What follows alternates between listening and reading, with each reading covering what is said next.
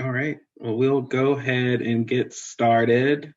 We are going to record this meeting, so we will have this recording available for other folks who are not able to join us this evening. And if folks come in, we can just catch them up as we're going along. But welcome to IDRA's final episode contribution for our Ed Policy Summer Camp series.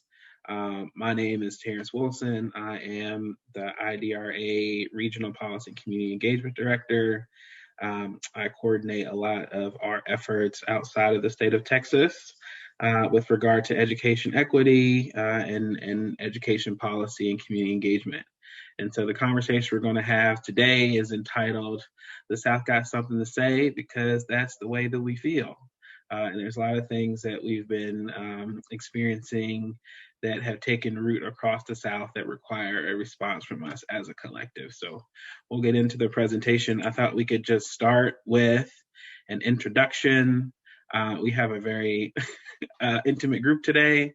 So if you all don't mind, Robin and Rosario, just tell me kind of where you're from, what kind of role you have in relation to school, you're a parent, you're a teacher, and then kind of what brought you to this conversation today. What made you click on this webinar? Robin, I see you came off. Go ahead. I can go first. I actually teach at University of Houston in the communications school, Jack J. Valenti Communications School, and I'm in a PhD program in Richmond, Virginia at Virginia Commonwealth University. Yeah, I'm hopefully will finish my dissertation by December, but if not, it might be the spring. But I'm very interested in all the new things that's going on, of course, in Texas. And there's such a big difference because in Virginia, they just codified into law cultural competency for all educators. And so I'm working at the VDOE right now in an externship for my PhD. And it's just like night and day between what they're doing in Texas and Georgia, Florida, and what they're doing here. I mean, it's mandatory for teachers here to actually be equitable and have cultural competency, and they're writing it into all kinds of standards. So I saw I saw this and I thought, oh, let me see what I haven't learned yet is why I'm here. Welcome and thank you for coming from my home city. I was born and raised in Richmond, Virginia, so I'm very happy to hear that you're there. Yes. I love it here. I mean, I was here for all the excitement, all the marches, all the stuff coming down, all the it's been an exciting city to live in during this time. And this question about Virginia being the South, we will say unequivocally that we are the South. And for folks that may be watching this who don't know, Virginia was the capital of the Confederacy. And so that Southern tradition is very much rooted in Virginia's culture, but they're doing some very progressive things that we'll talk about. So welcome, Robin. Thank you for joining us. All right, Rosario, do you want to tell us who you are and where you're at? I am coming from TNTP, the New Teacher Project. I'm a director of policy and advocacy, and my focus is on multilingual learners and immigrant students. So I've been following IDRA for a while because of the work that you all do there. But this summer in particular, I really looked to you all and the coalition that was built around all of these backlash laws that we're seeing throughout the South. And I think what we're seeing in Texas is really powerful. So I want to learn from you all. Some of the work that TNCP does includes districts throughout the South in Tennessee and Florida. And it's coming up a ton in our work. We really work to prepare teachers to be culturally responsive in their practices. And we're seeing interruptions to all of this work because of things like SB 3 and the bill that passed in Tennessee. So I'm very much looking forward to what we'll learn tonight. Well, good. I'm glad that you are with us. Thank you for joining us again. I think it's important that we first start with that question of, why are we talking about the South? And it's because of the things that you all mentioned, right? If something pops up in Texas, it is very likely to be the same thing that's popping up in Tennessee and Arkansas and all over. These kinds of ideas and approaches tend to pop up all over the South as a whole, right? And so one of the reasons why we talk about this together is because we know that there are certain issues that have action across all of our southern states. And so one of my jobs is to really take a look at the state overall, or the region overall. And really, when I say the South, I'm talking about Alabama, Arkansas, Florida, Georgia, North Carolina, South Carolina, Tennessee, Texas, and Virginia. And those, we chose those states because those are also the states that overlap with our work through the EAC South. The EAC South is one of the 4 federally funded equity assistance centers funded by the U.S. Department of Education. And their job is to provide technical assistance to school districts that are working on being more equitable across the South in our region. And so that's why we talk about the South in this way. But we know that Oklahoma, Kentucky, we understand that there are some states that are close in proximity, and a lot of these issues, right, can very quickly transcend from a regional focus to a national focus, right? So this conversation around CRT in particular, right, as an example, really kind of started maybe even at the federal level with former President Trump's kind of executive order and things that trickled down. But we've seen other of these ideas be very popular in the South and move out from there to other parts of the country. So for our conversation today, we're going to talk about a couple of different policy areas, and I'm just going to give you all an overview of some of the recent happenings. And I will say that in a lot of these areas, there's kind of a mixed bag, right? So the South, although I do say that a lot of things tend to happen in different places at the same time, there are examples where we do have vastly different approaches to certain issues, right? Robin mentioned one in Virginia around culturally responsive education, right? There are certain areas, right, that you might not expect, right? So Mississippi, for example, is one of the places that we have a really robust African American studies standard, right, for their African American studies course. You might not think that you would go to Mississippi to look for those things, right? So you just have to really have a good eye for what's going well in certain places, and also realizing that there may be more not going the way that we would like as advocates. So with that, I will get into kind of some conversation around what you all came to hear about, the anti-truth telling, quote unquote critical race theory conversation that's really taken off over the past couple of months. And again, I say that it's been over the past couple of months, but this does have some root in some of the actions trying to ban some of these conversations that were started under former President Trump. And we've seen it be taken up as a much larger issue at the state legislative level. So you all are familiar with the work that was done, the bill that was passed in Texas. It originally started off as House Bill 3979, which was passed and will go into effect. And then at the most recent special session, Governor Abbott wanted to bring the bill back up to actually limit the amount of information that is able to be taught, right, in that bill. House Bill 3979, through the work of a lot of advocates, actually had some things in it that put the folks promoting the bill to their proof, right? So if you say that this is about being balanced, if you say that this is not about not teaching racism and things like that, then let's put in some of these things that we can talk about, right? Let's put in an understanding about the KKK and how it's, morally unacceptable, and other kinds of information that, and, at the time, it was actually able to be added onto the law. And we were even able to procedurally stop House Bill 3979 at a period, right? But this is a bill that was very important to the powers that be. And so it actually ended up, some rules were changed that were unprecedented for them to be able to pass this law.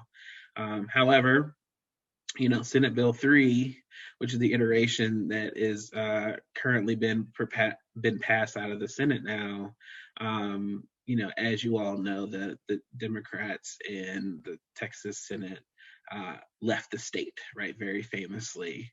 And so that bill is passed out of the Senate, and they currently don't have quorum to consider the bill. But it is no telling how long that situation will last.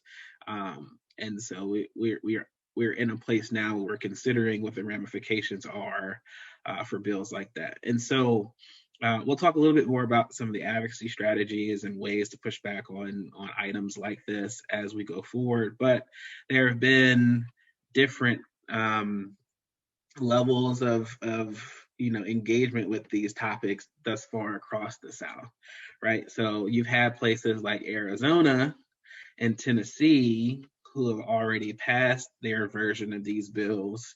You've got places like Louisiana, Mississippi, North Carolina, South Carolina, who have introduced bills around this, but they haven't necessarily passed. You have some places like Alabama, Kentucky, that they've got bills that have been pre-filed, right, for their next legislative session. And then you've got places like Georgia, where I live, who they haven't had legislative action. But one thing that we have seen is at other levels of education, right? So either at the state school board, particularly at local school boards, there have been a lot of resolutions already passed to try to limit "quote unquote" critical race theory. And I say critical race theory because one of the things that came out of the analysis of 3979 and Senate Bill 3 is that one, these bills don't mention critical race theory explicitly. It's really more of an attack on one, truth telling in education, right? Having students be informed about the good and the bad parts of our past history. I think also it has an impact on the civic engagement of students. A lot of these bills are aimed at behavior of students being civically involved, being, talking to their legislators, those kinds of information. And then some of them are really aimed at teachers and, almost creating a sense of fear or a fine, right? Potential fine, trying to scare them out of teaching these topics. And so I think that, this is clearly something that is a priority for legislators and local folks around the South. And I think that we've been, as an advocacy community, we've been really thinking about ways to push back. And we'll talk about some of those.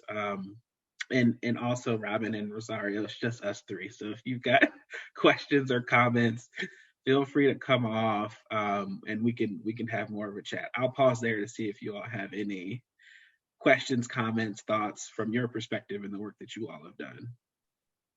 I'm very curious about the first teacher that they're going to actually charge, right? So like I am not changing my curriculum for what I'm teaching. And I teach a lot. I have done a lot with my syllabus and the readings and everything. I teach Dr. Carolyn Anderson's A One Person No Vote. And so we go into a lot of the history of voting. And so I'm real curious if you've heard anything about, because I'm ready to go to jail. Let me be the first one. I don't mind, right? I hear you. And I appreciate that. And I think that there are a lot of educators like you. I think that there have been conversations of how advocates, at organizations, so I've heard the Southern Poverty Law Center, for example, they're in conversations about having a hotline to support teachers who are being targeted because of teaching these kinds of concepts, right? I think that there's also, well, we've seen that there have been consequences, right? Like I think that they're involved in litigation right now. I think in Florida around a teacher who had, had a Black Lives Matter flag or something like that, and the school wanted to discipline and all, so we know that these kinds of laws aren't passed without a real tangible fear. So when we say that they're trying to scare teachers, it may be effective and there may be consequences. But I think that it's important for us to try to find ways to, work within and understand the outer bounds of these laws and what's still allowed, right? So I think, if you go to most school campuses and you say, where can I sign up for the critical race theory class? Like that's not a thing that you can do. And so, having that understanding, but also realizing, like you said, the ideas and concepts around having a critical view of race and how race is involved in the systems that work in our country is really important for our students to understand, right? Whether it's a part of their history classes, their civics classes. At IDRA, we're really focused on cultural and ethnic studies classes, so African American studies, Mexican American studies, Asian American studies, all of these different kinds of courses, gender studies, right? LGBT studies, all of these kinds of courses have a structural analysis as a part of the essential pieces of this course. And so I think it's important for us to be able to understand what the laws actually say, what they actually prohibit, and be able to, if we need to, break the rules and figure out what the ramifications are, but really trying to find as many ways to be effective in educating our students, especially our marginalized students, even under this law, right? Because I think that if we take this and say, oh, well, we can't teach this course anymore, we can't talk about race, we can't talk about history, right? Then they've won, and I think that that's something that we want to move away from. But we'll talk a little bit more about some of the strategies, but I think that is something that we just have to consider. So we'll come back to this in a little bit. So another major issue that we've seen being addressed, and oops, so sorry, I'm going the wrong way. Is conversations around bilingual students, and at IDRA, we call them emergent bilingual students, and we've actually had some successes in getting the terminology changed around that language, right? Because students who have been learning English have typically been learned as English learners, right, or limited English proficient students. And so we actually were able to get a bill passed in Texas this year to change that nomenclature to refer to those students as emergent bilinguals. And I think that that was a really important step for us to continue moving forward in the way that we deal with these students, because we want to see bilingualism, multilingualism as an asset, and it's something that we really want to be valued, because for some students, their bilingualism is valued, right? For students that are, trying to obtain the seal of biliteracy, right? If you look at who attains those things, it's not necessarily students you may think. Like in Georgia, for example, we did some research and saw that the majority of students that received the seal of biliteracy weren't students that had ever been in an English learning program, right? So these are students who are taking your, AP Spanish or AP French or whatever it is, right, to become biliterate, not students that come into the classroom with those other language skills, right? So I think that balance is something that we think is really, really important. And I think that, again, what we've seen in Arkansas, for example, they just had a bill that was passed that allowed in state law the dual immersion of bilingual programs. We're starting to see the benefit of those programs for other students, and we just want to make sure that the populations, that are English is not their first language, that they're able to benefit from some of these laws and make sure that they're able to be included in some of these benefits as we're moving forward. And I think that, there are some states like Virginia just passed their law recently, and it was focused on looking at teacher ratios and emergent bilingual students to teachers, right? High quality teachers. I think that part is important. Because we know that the things that states haven't done is, one, do a real good study to understand what the cost is, and two, to make sure that you're providing the resources to make sure that you have teachers that will be there to be able to support students, right? Bilingual teacher shortages is a huge issue across the South. So this is another thing that we've seen some actually positive movement, especially around bilingualism, that we hope we can continue that momentum going forward. Another major issue that we've seen is around the school-to-prison deportation pipeline, right? So as you all know and are aware, last summer, we had a real reckoning around the role of school police, the role of discipline in how we taught with our students, right? How we treat our students, the disparities there. And so we've seen these laws kind of go up and forth. We've seen kind of a hyper investment in school safety. There have been, after recent shootings, there's always an investment in school safety, and what that means is a very limited, more resource officers, more equipment, more metal detectors, right? Like more surveillance type stuff. We've seen those typical investments, and we are just starting to see some movement back from some of those kinds of interventions and approaches, largely based on what we saw last year with protests around the country around the role of policing in schools. And so we've seen lots of schools around the country remove their contracts with school resource officers, move funding from resource officers to counselors, to do a lot of things that is going to start to, we hope, bring those numbers down in terms of closing that school to prison and school to deportation pipeline. So in Arizona, for example, or excuse me, in Arkansas, not Arizona, you can see that they passed a bill that requires school resource officers to have specialized training. And in Virginia, we see that there was a positive bill that requires students to be able to have access to graded work. And then they also have one that is aimed at reducing bias in the code of conduct and the dress code, right? So Virginia is also one of the earlier states, or few states, that have enacted a Crown Act, which really is focused on hair and how different hairstyles can be used to discriminate against certain folks or people, right? So Virginia is actually moving progressively on that front. So that's something that we can celebrate. But then it's also, right, a balance, right? You've got Tennessee, who have enacted bills that may go either way, right? So they've just got a new Teachers Discipline Act that requires some additional things to allow students to be removed from their classrooms. We know that one of the areas of potential disparity is in those removal decisions out of classrooms that can lead to suspension or expulsion, especially for things that are subjective, things like being disruptive, things like being disorderly.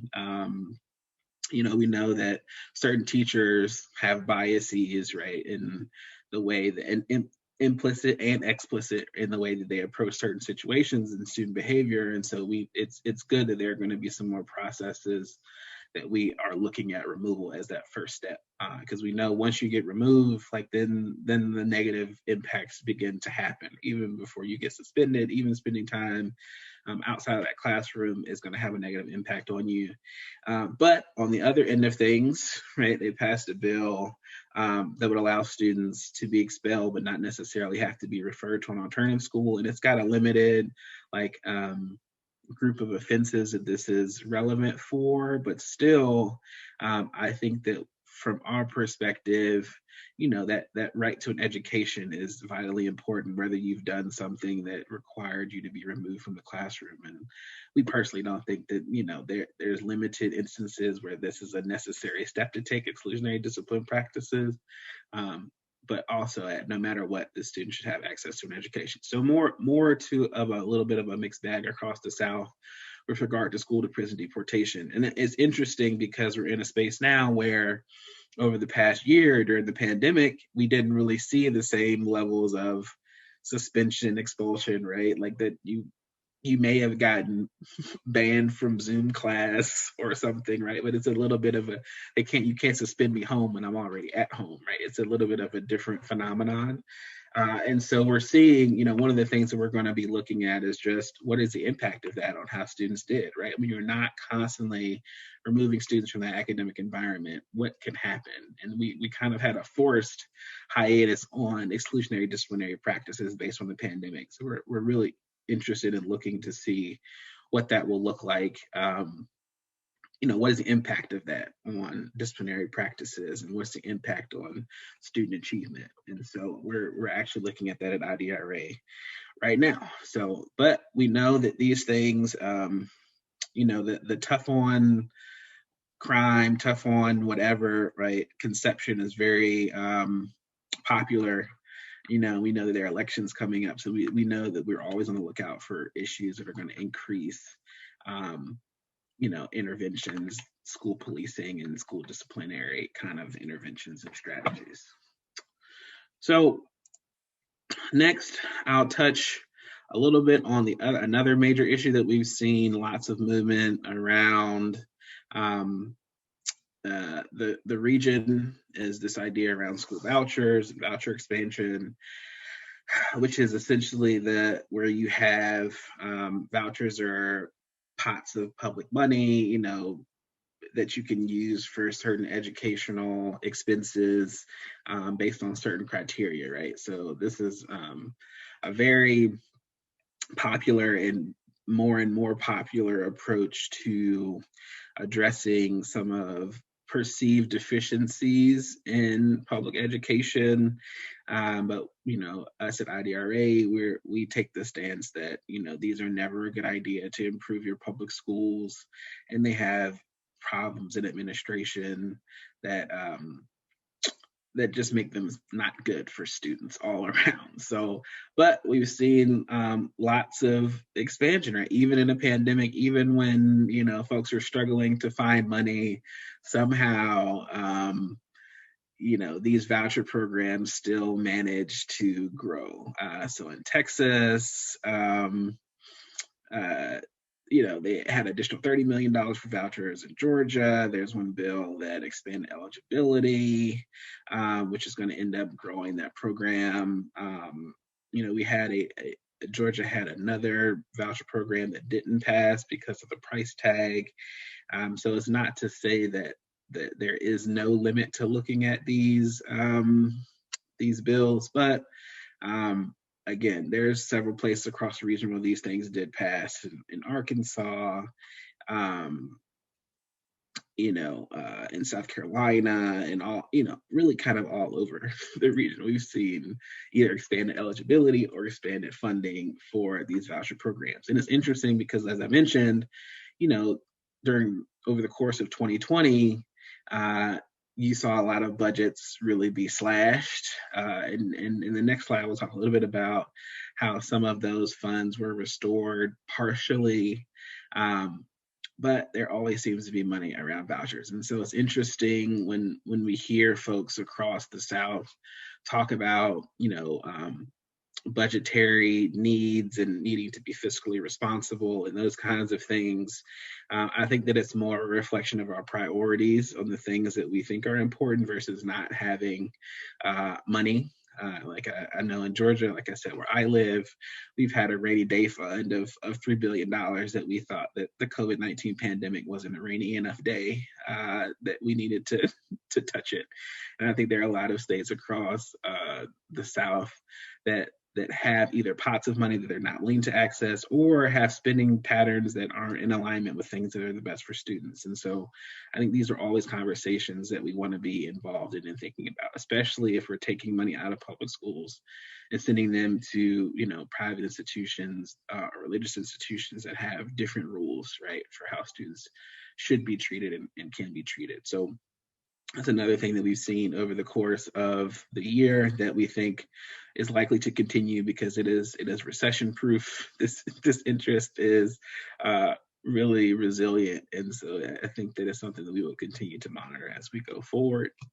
And this brings me to kind of the final issue that we monitor, that we've seen has really been a concern over in the region. So it's interesting that I have here budget increases with an asterisk because a lot of these increases, one, either don't get these states back to where they were before they cut funding in 2020. So, for example, in Georgia, they cut nearly $1 billion from the education budget in 2020.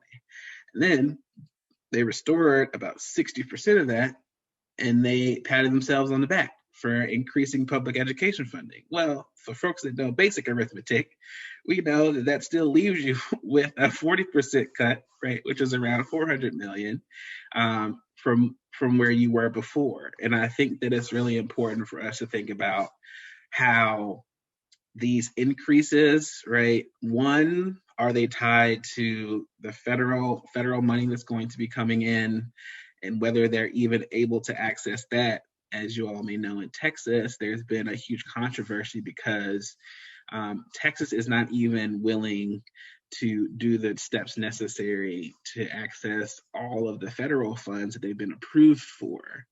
Right. So in order for them, there's $18 billion that Texas was approved to receive. In order for them to get those funds, they would have to raise their higher education spending. And instead of doing that, to receive, $5 billion, again, for those basic arithmetic fans out there, right? Like 5 is greater than 1. They still wanted to get a waiver from the federal government to not have to, release these funds or not have to make this change to receive these funds. So I think that there's a real need for us to examine, when folks say that, we're going to be increasing funding, what does that really mean, right? And how long is this going to last? Because I feel that the tendency of southern states has been to underspend on public education. And I don't just feel that way. The data shows this. So forgive the lines on this graph. I know they're a little hard to read, but I will tell you that the US average is this top line, and you've got Virginia up here and all of the, and this is the US average. So we can say even Virginia, who's a little bit closer to the US average for per pupil spending, they're all below the US average, right? So on average, we spend less than other states throughout the country on education. So when they're talking about increasing budgets and giving teachers raises, right, we've got to have some context to those conversations that let us be a little bit more critical about what that actually means, right? And so in Georgia, for example, they've only fully funded. Most states have a school funding formula, and a lot of states are like this, where you've got this formula and either you don't fully fund it, right, or you cut from it in certain states in certain years. And so, in Georgia in 18-19 were the first years over 10 years that they had actually, or 20 years they had fully funded the formula. And they've actually ended up cutting $10 billion from education over the course of these years. So even if you get a funding increase of 100 million or 150 million, how much have you cut from your education budget over the course of time, right? And so I think that we have to have a little bit more of a long look at persistent education funding cuts, and we can't be prisoners of the moment to say, oh, this is an unprecedented education budget. That may be true, but it may still not get you to be where the average is, right? It may be unprecedented for Alabama or Mississippi, but it's not unprecedented in relation to other states in the country, as well as it may not even be making up for the historical cuts, right, that you've seen in education. So funding is just one example of how this works, but the same things can be said around vouchers, same things can be said around, school safety things, right? Like in a lot of places, the approaches have been more regressive. And so even incremental steps can still have you further behind than where you want to be. So these are some of the major issues that we've seen across the South over the past year. But we didn't want to leave you there. We wanted to actually talk about some ways and strategies that we've seen be successful in pushing back in a lot of these different policy areas, right? So we've done a lot of work in Texas and had some successes. But one of the things that we've seen as a strategy that really be effective is to have a coalition, obviously working together, but to also include those folks in your coalition who you may not think have any nexus with education, right? And these are folks who, you're thinking about your business community, other folks who have other interests, right? But it also can be other folks who have an interest in the issue itself that you might not usually go to for these education fights. So the broader your coalition, we've seen in Texas, there are over 100 folks involved in our House Bill 3979 coalition that we built, and they had perspectives from all over the ideological spectrum, from all over the regional spectrum, right? Or the, in Texas, right? The diversity of that coalition has really been its strength. But we know that that's one of the things that's going to be important, right? The more folks that you can bring into this, the broader your appeal is going to be to a broader spectrum of legislators, because some of these things, right? Some of these issues, they're not set in stone in the same way that others are, right? So this critical race theory thing, that we're pretty sure this is something that we're going to see, but for a lot of these issues, there's a lot of room in the middle, right? And there's a lot of appeal that you can have with folks who may be, more moderate if you've got a broad-based coalition. So that's one of the recommendations that we would have. We've seen success using that strategy in our work across the South. And then the other space is that you have to create your own spaces for your community feedback. So one of the things that we've seen, a lot of these bills, especially during the pandemic, right, and really in general, our baseline for openness of the legislative process in particular is not very high, right? I worked in the legislature for a couple of years, and being able to have your average citizen involved in the legislative process is difficult in a regular year, and then COVID on top of that just made it such that there was not very much opportunity for folks to be have the same impact. Now, they could have went the other way, or if you allow virtual testimony, you really could have opened it up to more folks. And in some cases they did, but in others, there was not that opportunity that you might have seen if there were no COVID. And so I think one of the ways we've approached that is to making sure that we're setting up spaces where folks can give their testimony, because a lot of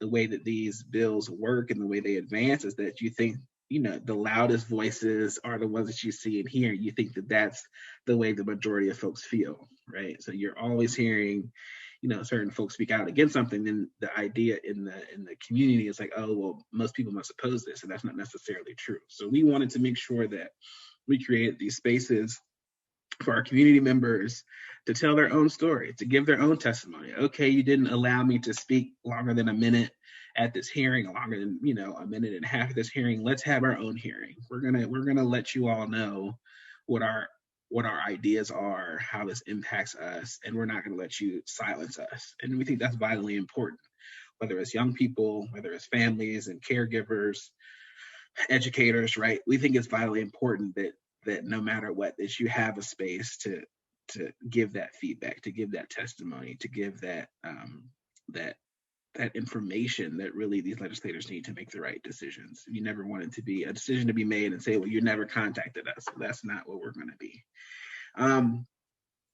Thirdly, I would say that, it's really important to have good relationships with legislators, policymakers, folks who, from whatever side of the political spectrum, that you can work with, because a lot of this, what we've seen, has been not something that the public could impact, but something that legislators could impact. So, for example, this with SB3, right? Like, that was legislators taking action in a way to impact the policy that the public could never have that same impact. With the amendments added on to House Bill 3979, that was us working directly with legislators, right, to either add amendments or to work with them on the procedural, tactics that they could use, right, to fight back. And I think that they've really been bolstered by having robust support behind them as well. When you can give them information that they can use. And across the South, right, legislators in general, right, most of them are part-time legislators. They also have limited numbers of staff, right? So as much as you can get in and support the work they're doing, if you've got someone who's in the same space that you are and trying to promote the things that you care about, those things are really important. And that's, so anyone watching, for you two listening, like, having a relationship with your legislators is an easy thing to do, like these, especially outside of a legislative session. So we worked with a lot of these folks before the session. We had relationships that we had built over the course of, time before the session started, so that when the session was there and it was high pressure and no time and all those things, that we could be able to draw on them. And they had community members that they could draw on to help inform them. The other piece of this is, and part of it relates to the second bullet point, is around the narrative. I think that, like I mentioned before, oftentimes you have the loudest voices, the ones being able to set the narrative. And so we've really been trying to be proactive around shifting not only how we talk about certain things. So in most, for example, the anti-CRT stuff, we don't talk about CRT, right? Because that's not what these bills are even talking about. That's kind of the boogeyman, the dog whistle kind of rhetoric, right? It's really about anti-truth telling, right? And it's really about not preparing students for the real world. Like, this is what the real impact of these things are. And you have to be able to set that narrative, and then also be able to show counterpoints, so when you have, legislators say, it's going to be harmful for this group of students. If you've got students there that can say, no, this is not harmful to me, and you're misinformed, right? And I can tell you from my own perspective how this will actually impact me. That's really, really important to set the narrative. And then it's really important to look at the proactive things that you can do.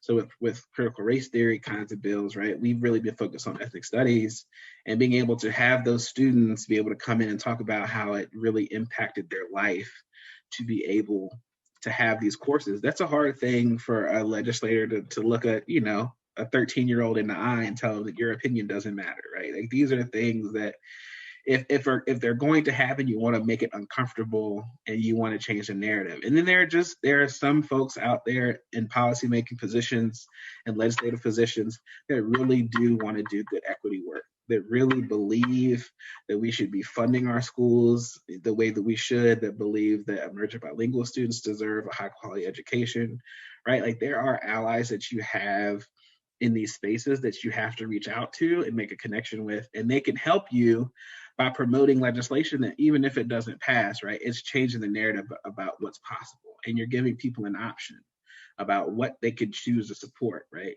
I may, if I'm neutral, if you present me something from one side, I may go with it just because I don't have a counterpoint. So we're really trying to focus on proving those counterpoints, whether it be cultural studies or thinking about culturally responsive education, right? All these kinds of things that we think are important, restorative practices in the discipline space, right? I think that that's one of the things we've really thought has been really useful and effective and important for us to be able to change the narrative. And then final recommendation is just to look local, right? And a lot of these legislatures take place for 3 months. And then if you think that the work is done there, you are sadly mistaken. A lot of these things happen at your local school board, right? Your county commission, your city, your mayor, all of these different local policymakers and legislators have a real impact on how these policies impact your students. And your school board in particular, I think that that's one of the areas where, these curriculum choices and a lot of these things that can be changed to be positive can happen at that local level. We've worked with a number of schools all throughout the South who said, oh no, we're going to be teaching cultural studies this year. And we've done these kinds of equity related things. And we're really not stressing what the state's doing because we're on our own side over here making positive change for our students, right? So I think that although it may be disheartening, you may have some things happen in the state legislature that are, obviously impact the local level. I think starting there and working there in the majority of your time, you can really see some good outcomes for students if you have that local focus. So these are just a couple of thoughts around what the South has been saying, what the South has been doing. I'll open it up for a few minutes worth of questions and conversation, but these are just a few of the ideas that we have on how you can push back and some of the issues that we think have been bubbling up across the South and that will continue to be at issue going forward. So I will pause the presentation there and we will open it up for some questions or comments from our illustrious guests that have joined us in our webinar.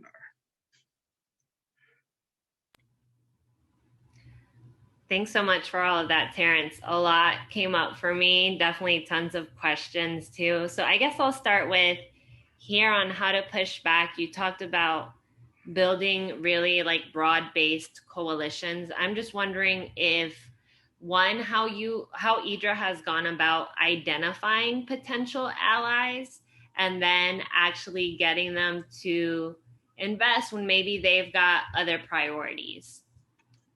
Yeah, so it's a very active process. And so I think that you've got your classic education advocates who we kind of know. But one of the ways that we think about figuring out who would be impacted is by putting ourselves in this where we ask the question, if this policy were to change, who's going to be impacted?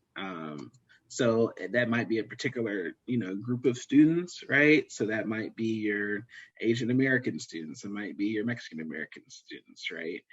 It may be a certain community, right? So if there's going to be a change, it's going to raise the tax rate of, a certain area, then we might go to those parents that are in that area that pay those taxes. So I think that it's going to be highly specific on what the particular policy is, but I think thinking about impact is one of the first ways that you can think about who you should reach out to. Because we personally believe, the folks who are closest that are going to be most impacted by the policy should be the ones that make the decisions.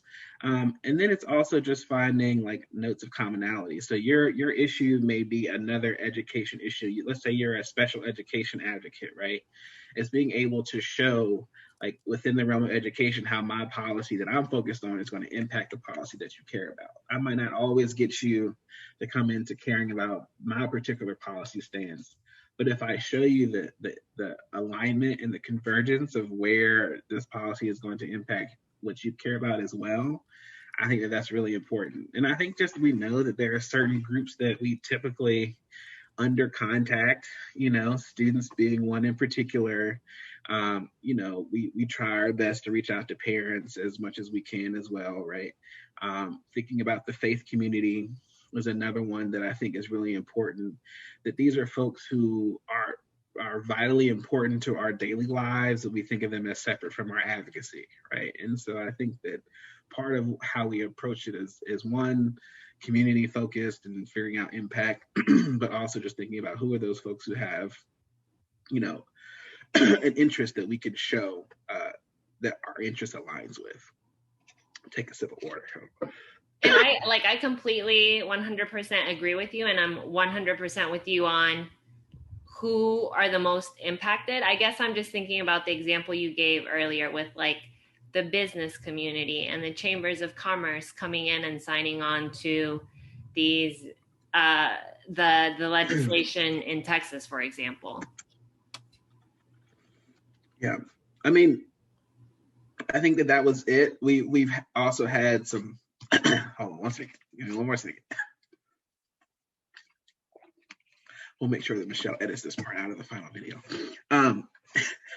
We know that there are going to be thinking about impact on community, right? But also there's going to be impact in various ways we might not be thinking about. So part of the business communities, their idea is not necessarily because they're going to have students that are impacted, but what does this say about the reputation of the state that's going to impact how we're viewed for their business, right? That's where their alignment comes, right? If we're viewed as a state that is not welcoming, and businesses won't want to come here, right? That's going to impact our bottom line when it comes to like our effectiveness. And so I think that that's one of the areas, again, that's one example of how we're thinking about interest convergence.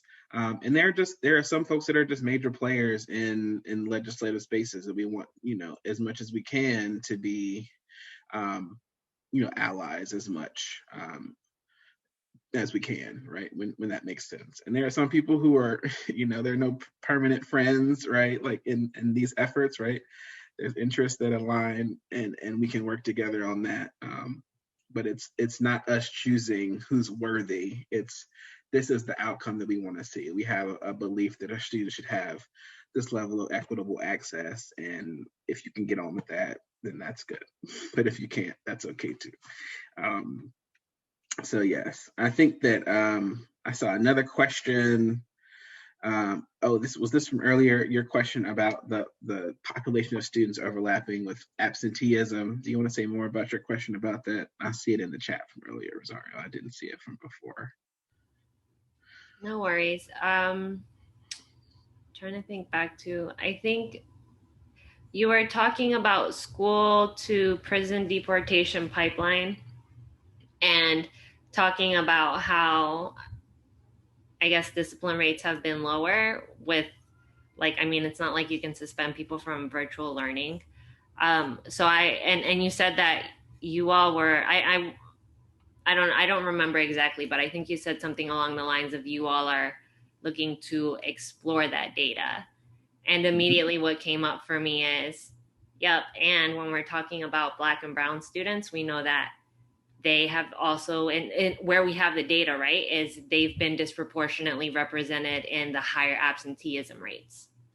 Right, right. And it's hard, right? Like we see that, we know that absenteeism, right, and it's handled in a lot of different ways, right? One is a supportive way, right? That you understand what's going on with families, you understand why they're not coming to school, right? And then there's another that's truancy, that's a punitive approach, right? Where you're punishing students for being absent from school and you're punishing parents, right? And so I think that in this context, we have an opportunity to really take a look and see, which of those approaches might be useful, because it's over the course of the pandemic, most often you didn't see students punished if they weren't showing up to class. There was a recognition that there is something going on, COVID, that is impacting these students, and we should understand how to support students. So if that was an effective way in this context, why would you go back to this more punitive way of addressing being absent from class, right? If this seemed to work in this context, let's learn from it. And I think that, one of the common things that we've been talking about as we're into this post-pandemic, although Delta and all the other variants say we're not post-pandemic, but like we're going back to school. I think is being able to not go back to things how they were before the pandemic. We actually have to learn what worked and not be afraid to continue some of those strategies for the benefit of students. Because we did, the pandemic was hard in a lot of different ways, and students and families are still dealing with trauma from that traumatic stuff and are dealing with it currently. But we did see a lot of policy and practice that was more supportive in nature, right? You had students that were making sure their basic needs were being met. You had students who were making sure they had access to internet and broadband, right? We had folks out in the community, that would ride the school bus around checking on folks, right? Like, why can't we continue to do those things that were positive during the pandemic if we know that they were benefiting students, right? And I think that we're going to really have to resist in our advocacy the efforts to just go back to the way things were, because if truth be told, schools were not operating equitably before the pandemic, right? We still had disparities in discipline. We still had academic achievement gaps, right? We still had limited access, based on language. So going back to the way things were is really setting us back, much farther than we need to go. So I think part of us is pushing on the ways we can move forward. Part of that is making sure we're taking advantage of these funds that are here and making sure that they're not going to be used for things that have just been used in the past, right? That we're going to use these funds to set us up to do things differently or better in the future. I think all these things are very important considerations. So, you're right to bring that point up. And so I think that's something that we're considering, right, in our work and our advocacy right now. Any other thoughts? We've got just a couple of minutes. We have time for maybe one more question. Robin, did you have anything you wanted to add? Well, I know that there's been a lot of talk about the stimulus money, right, that the states are receiving. And one of the things that Northam is doing in Virginia is promising to speed up the timeline for broadband across the Commonwealth so that everyone will have it by 2024, which I think is just unbelievably awesome. But the school, because I'm externing right now in the VDOE, they also received, the Department of Education's received money for the schools. Have you heard how other states are using that money? Has anyone decided? Because I saw something that said that the money is not being spent right now. And of course, they're still in the planning stages in Virginia, getting stakeholders to say, where should we spend it, right? So I'm just wondering what you've heard about the funding that's coming in from the two payments from the stimulus. No, that's a great question, and I will caveat this to say, from what I understand, and knowing that I am not necessarily an expert on these things, but I think that the idea is that there will be a plan that is published, right? They were supposed to get public input on how this money should be spent, and there wasn't very much time to receive that input when the most recent American Rescue Plan funding was coming through. But even still, I think that there is a plan that should be put out in every state about how this money is going to be spent. And I think that once you have that idea, it's going to be vitally important for communities to push and, one, make sure that they're actually doing what's in the plan that they said, and two, if the things in the plan aren't going to support them, to make sure that they know that and to figure out, okay, well, if you've got extra money for this thing, then I need you to also support this thing over here, right? That's really important for us. And I think that just the way that we've got to be engaged around this is vitally important, because these are, this is not money that's going to be recurring. I've already showed y'all the slides about how we spend on education, right? And so I think that it's really, really important for our communities to be involved. And some districts are doing very well, bringing communities in along the whole process. Once they receive the funds, let's talk about how they should go. Let's review it on a certain basis, right? But in a lot of places, right, parents and students are going to have to be much more proactive. So to answer your question, as far as I understand it, the state should be coming out with plans soon, right? I think that the public input should have been received by this point. And so I think that is something that we will continue to be pushing on as we go forward. Can I just jump in really quick? Yeah. So Robin, at TNTP, we've been tracking the bills, and not all states have come in with their plans, or not all funds or plans have been approved for the funding that was requested. And exactly like Terrence is saying, there's in every single plan, there was they had to include something about community engagement and input. And what we're saying is, one, recognize that this is a great opportunity to capture evidence on new practices so that you can make the case to continue getting the funding in the long term. Because yes, this is supposed to be money that needs to be spent within the next 3 to 5 years. The other thing is that these are plans, and yeah, they had to be put together very quickly. But because they're plans, they can be changed, and input is still necessary. So yeah, communities right now need to get involved. They need to know what's in those plans, and they need to say, what is the evidence base behind this? Why is this where the money is going towards? And is it really what's in the best interest of our kids? Or did you just do this because you quickly needed to decide where the money was going to go? Have you heard of anybody that's rejected it? Like Texas rejected the money for Obamacare, right? So when I lived in Texas, I couldn't get Obamacare because they rejected the funds. Have you heard of anybody rejecting the school funds? Has anybody come out and said, no, we don't want it? I think that the most that I've seen is kind of the Texas approach to say, we won't take all of these if it requires things that we might not want to do. I don't know that any states have rejected all of the money. That would be quite a step. So I'm not sure, but I won't say, that has not happened, but I'm not personally aware of where that's the case. But I'd have to look in and do some research into that, but I don't think that that's been the case. So this is good.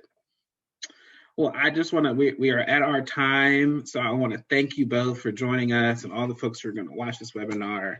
I appreciate you all for taking the time. And really, I think, if I have some parting thoughts, is just that, as they say, the South is as the South goes, as Texas goes, so the rest of the South goes, right? I think the South is a vitally important area for us to be doing work as a collective, as a region, right? There's so much interconnectedness with a lot of these policies. You see a policy pop up in one state and you see it pop up in another state. And in that same way, I think that us as advocates and as educators, as families, right, we've got to be able to pop up information and be able to be there to support other folks who are dealing with things that we've been through. So, when we see those fights coming to Georgia, coming to Louisiana, other places, right, and we've been through this fight in Texas, it's vitally important for us to be able to connect with folks who and give them some of the lessons learned and help each other out when we can. So one of the reasons why we talk about this in a regional space is because we envision an environment where we'll be able to support each other, right? Advocates, parents, students will be able to support each other in the same way to fight back or to push proactive policies in the same way that folks that are pushing policies that are not good for students coordinate, right, and collaborate. And so that is the goal of this.